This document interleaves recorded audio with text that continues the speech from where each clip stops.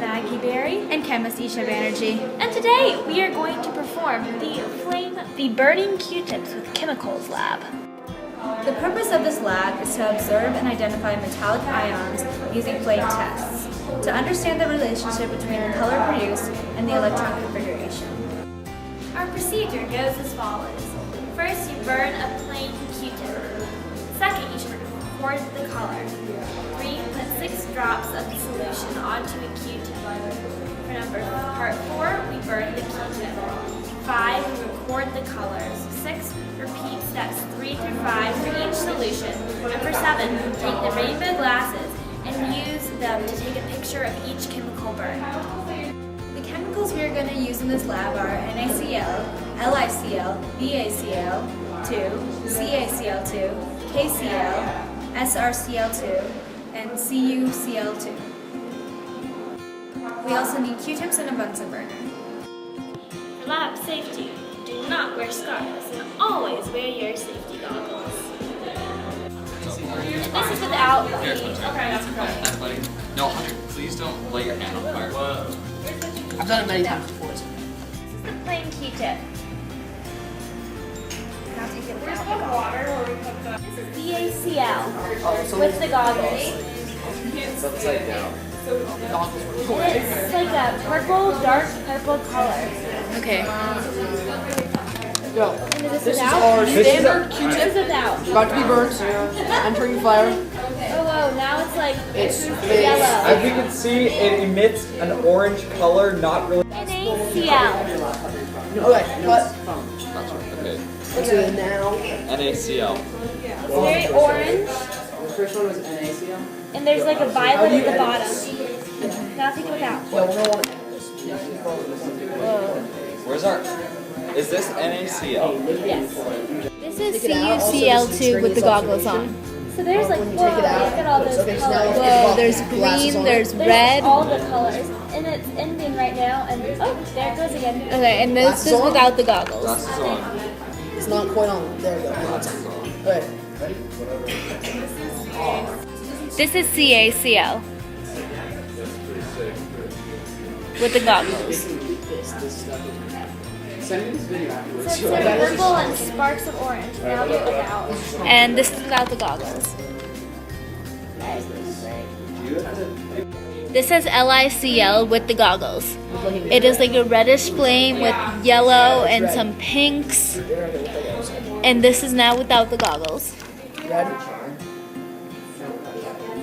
From what I see, it stays blue. This is SrCl2 with the goggles. It's like a reddish pinkish flame with orange. Fuchsia. It's like, Will be the, and now here it is with without the Going goggles. It continues to remain pink and orange and red. Lithium chloride. This is KCl with the goggles. It is like a pinkish and orange and yellow flame and purple. That's sodium chloride. Okay, this is without the goggles. That's NaC. It continues to remain purplish and there's yellow and there's a slight bit of orange. Tell me, Chemist Isha, what elements produce the most easily identified colors?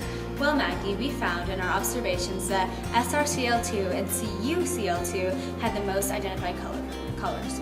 And what were those colors? SrCl2 had pinks and reds and oranges, while CuCl2 had a bright green flame. So, Maggie, which elements were the least identifiable? Well, we decided that the least identifiable one was the BaCl2 because it started out as a violet, which has a high frequency rate, but then it ended with like orange and red, which are lower frequency. A question we got from our reviewers was, list the metallic elements in the flame tests in increasing order of the energy of light emitted. The order we got was SrCl2, LiCl, CaCl2, KCl, NaCl, which actually started out as a violet, but in the end ended up as a bright orange. Then we got BaCl2, which also started out as a violet, but ended up more of a yellow color instead of an orange. And then we ended with CuCl2, which was green. So which element produced light with the longest wavelength? SrCl2, we found, was the element which did this, because it was a red, and red has the longest wavelength out of all the colors.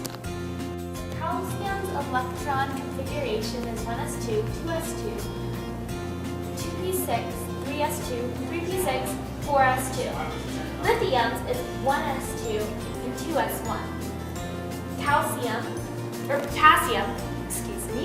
was 1s2, 2s2, 2p6, 3s2, 3p6, 4s1.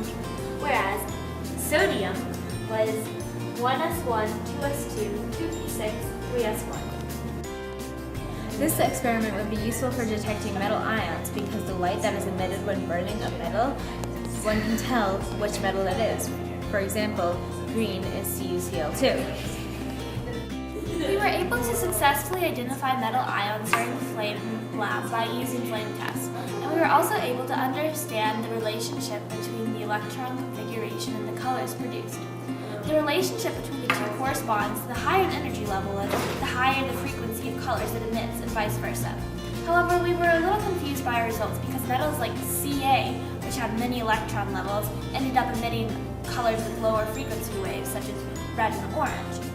Whereas colors like Na, or metals like Na, that have a smaller electron configuration, emitted colors with higher frequency waves like green. We discovered that the metal with the lowest frequency waves was SrCl2, which burned a fuchsia color, and the metal that emitted the highest frequency waves was CuCl2, which burned a greenish-blue color. The two most interesting metals were NaCl and BaCl2. Because they went from emitting violets and blues, which have a high frequency rate, to emitting colors with low frequency waves, such as yellows and oranges. These two results left us wondering where to place them on the increasing list of colored lights. Some of the errors that may have occurred in this lab are: 1. We could not control how much solution was put on the Q-tip. This could have affected our results because the more solution that is put on the Q-tip may have equaled in more vibrant and abundant colors. We could not control the temperature or the part of the flame in which we put the Q-tip. This would have affected the amount of energy emitted and how fast the chemicals burned up. Our last source of error was that we could not control the amount of time that we held the Q-tip in the flame. Even if we timed it, there would still be a couple seconds of a difference, and that really could have affected the color change because colors can change like that. This is Chemist Berry And Chemist Banerjee, and we are signing out.